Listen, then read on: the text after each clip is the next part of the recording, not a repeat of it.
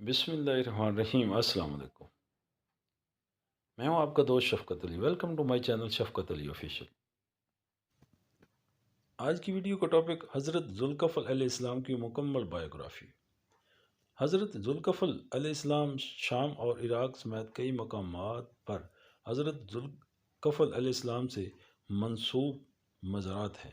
قرآن کریم میں حضرت ذوالکفل علیہ السلام کا نام دو مقامات پر آیا ہے۔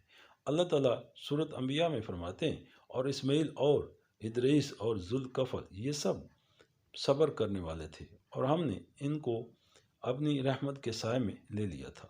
بلا شبہ وہ سب صالحین میں سے تھے۔ سورۃ صاد میں فرمایا، اور یاد کرو اسماعیل اور یسوع اور ذوالکفل کو، وہ سب نیک بندوں میں سے تھے۔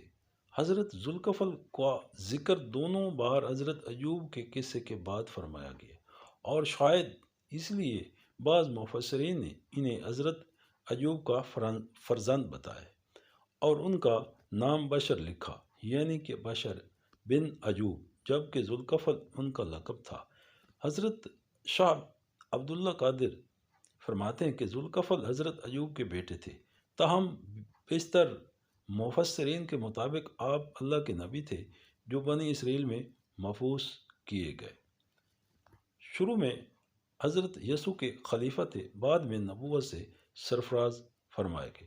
حدیث مبارکہ میں آپ سے متعلق کچھ بھی منقول نہیں، تورات اور انجیل بھی تفصیلات دینے سے قاصر ہے، تو سیر و تواریخ میں بھی سقوط کا عالم ہے۔ اس کی ایک وجہ یہ بھی ہو سکتی ہے کہ ان کی پیدائش کے وقت بنی اسرائیل میں کوئی ایسا خاص واقعہ پیش نہ آیا ہو جو عبرت و بصارت اور معزت کا پہلو رکھتا ہو، کیونکہ قرآن کریم میں عموماً طور پر سابقہ انبیاء کرام کے وہی حالات و واقعات بیان کیے گئے ہیں جن میں کوئی نصیحت، سبق یا کوئی پیغام ہو، اور جس سے اہل عقل و دانش و عبرت حاصل کرے، جیسا کہ سورۃ ہود میں ارشاد باری تعالیٰ ہے، اور اے پیغمبر سابقہ انبیاء کے حالات ہم اس لیے بیان کرتے ہیں کہ تاکہ تمہارے دل کو تسلی ہو اور مومنون کے لیے نصیحت عبرت ہو۔ حضرت ذوالکفل نبی تھے یا ولی؟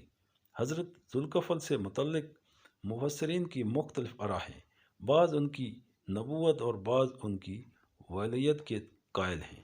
امام ابن جریر نے ان کی بابت توقف اختیار کیا ہے، جبکہ حافظ ابن کثیر فرماتے ہیں کہ قرآن پاک میں ان کا ذکر انبیاء کرام کے ساتھ آنا اور ان کے لیے تعریف و توصیف کے کلمات سے عیاں ہوتا ہے کہ وہ اللہ کے برگزیدہ نبی تھے۔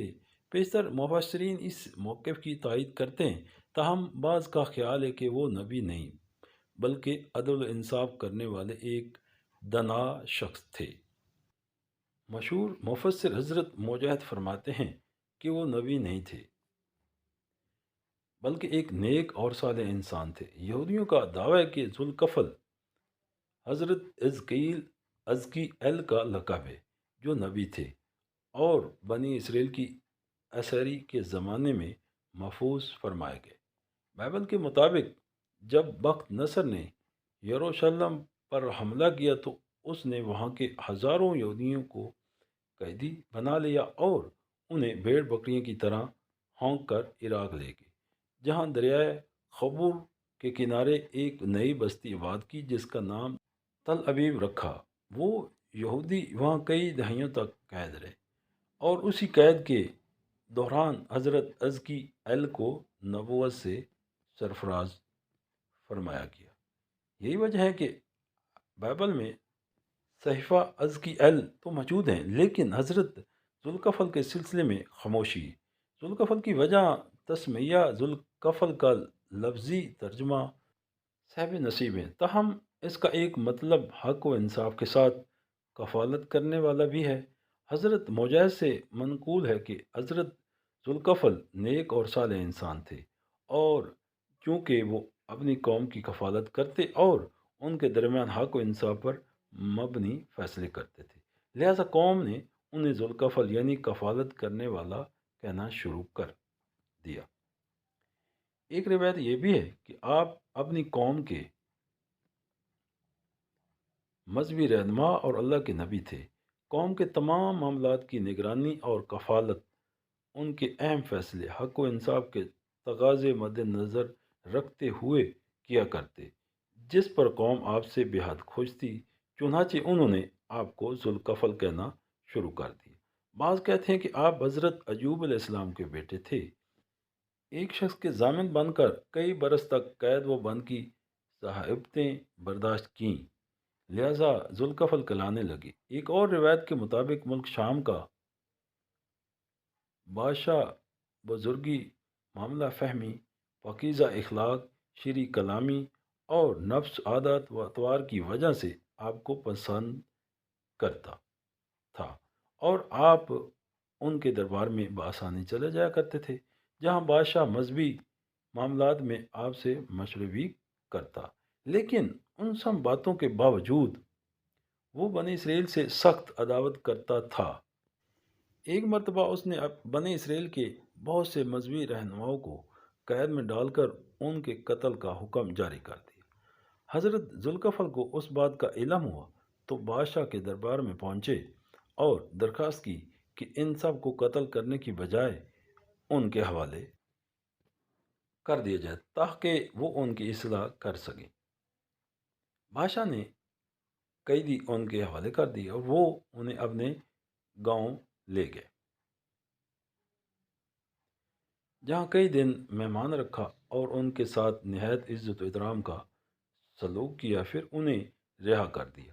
یہ مذہبی رہنما جب اپنی قوم میں واپس پہنچے تو انہوں نے آپ کو ذوالکفل کے نام سے یاد کیا، جس پر بنی اسرائیل آپ کو ذوالکفل کہنے لگے۔ بعض مفسرین کا کہنا ہے کہ آپ نے حضرت یسوع کے خلیفہ کی حیثیت سے وعدہ کیا تھا کہ ان کی غیر موجودگی میں بنی اسرائیل کے کفالت انہیں شریعت موسوی کی پیروی اور تورات پر عمل پیرا رہنے کی تلقین کرتے رہیں گے، اس لیے ان کا نام ذوالکفل پڑ گیا۔ تینوں شرائط پر پورے اترے۔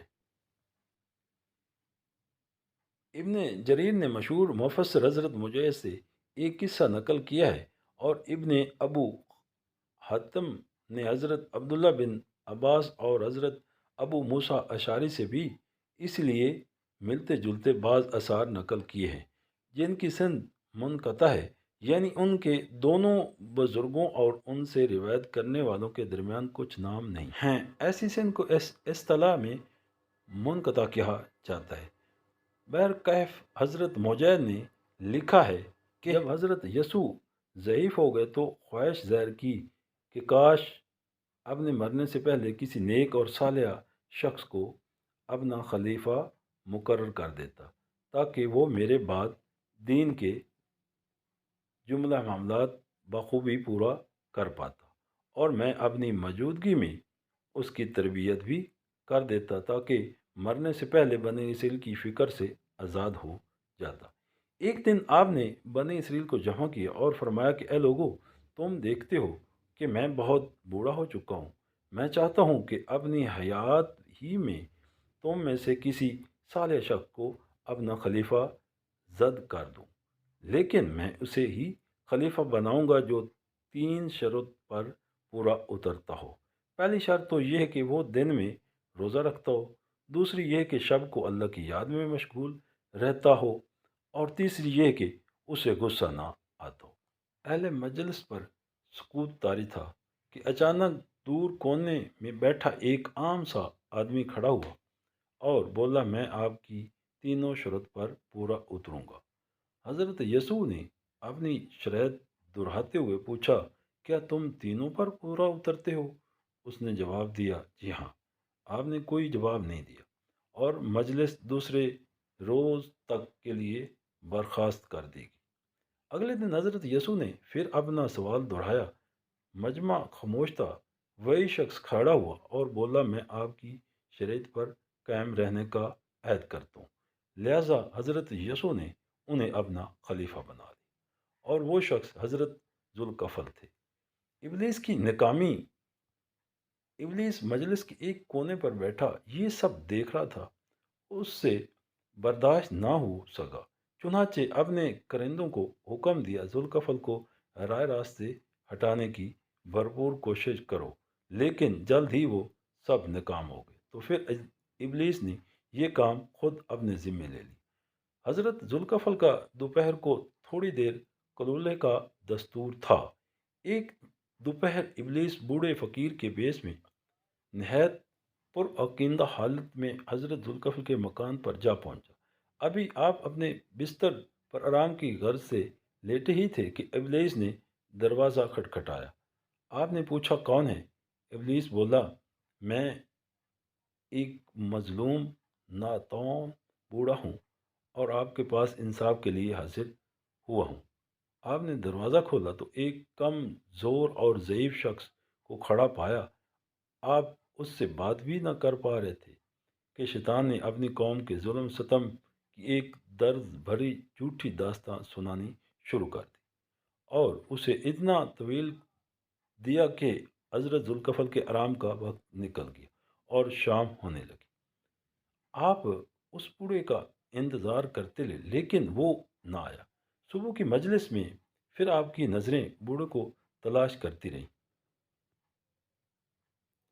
لیکن آپ دوپہر کو جیسے ہی بستر پر معمور آرام ہوئے دروازے پر دستک ہوئی۔ دروازہ کھولا تو پھر بوڑھے کے روپ میں شیطان موجود تھا۔ آپ نے نہایت نرمی سے کہا، تمہیں مجلس عدالت میں بلایا تھا مگر نہیں آئے۔ بوڑھے نے بڑی لاچاری کی سے کہا کہ اے خلیفہ، میری قوم بڑی خبیث ہے۔ انہیں جب پتہ چلا کہ آپ مجلس میں فیصلہ کریں گے تو ڈر گئے اور مجھ سے میرا حق دینے کا وعدہ کر لیا، لیکن ابھی جب میں ان کے پاس گیا تو وہ وعدے سے مکر گئے۔ حضرت ذوالکفل نے کہا، اچھا ٹھیک ہے، آج شام آ جانا تاکہ تمہارا حق تمہیں دلوایا جا سکے۔ اس دوپہر پھر بوڑھے نے آپ کو باتوں میں لگا کر قلولہ نہ کرنے دیا۔ شام کو آپ اس کے منتظر رہے لیکن وہ نہ آیا۔ 2 دن تک آرام نہ کرنے کی وجہ سے آپ پر نیند کا شدید غلبہ تھا۔ چنانچہ تیسرے دن دوپہر کو نیند نے آپ کو عاجز کر دیا تو گھر والوں سے کہا کہ آج قلولے کے وقت دروازہ ہرگز نہ کھولیں۔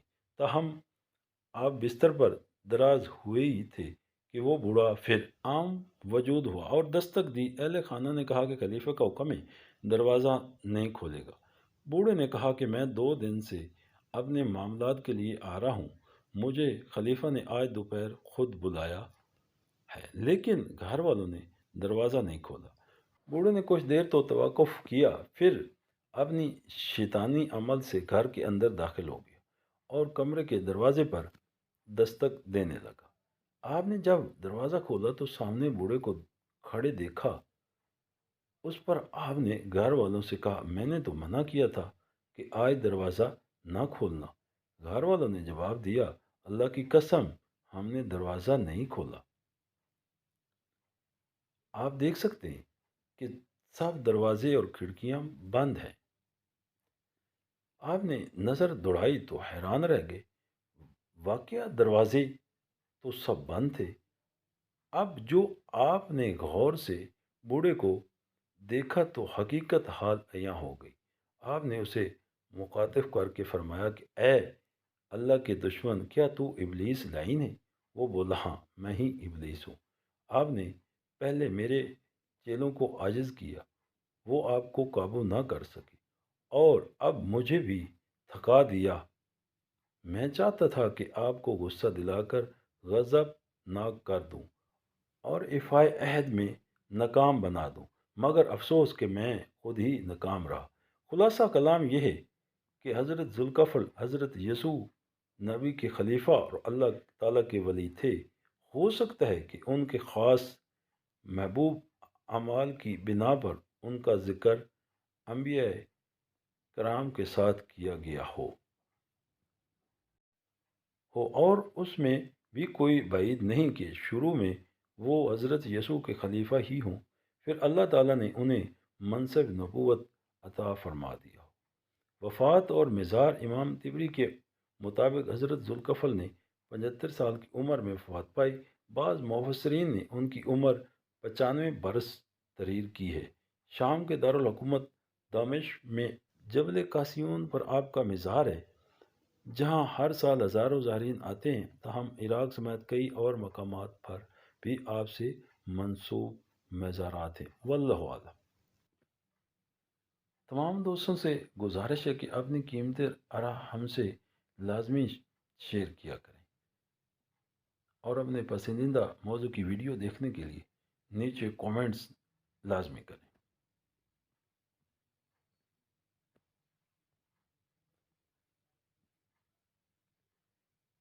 Thanks for watching, please like share اور سبسکرائب کریں۔ شکریہ۔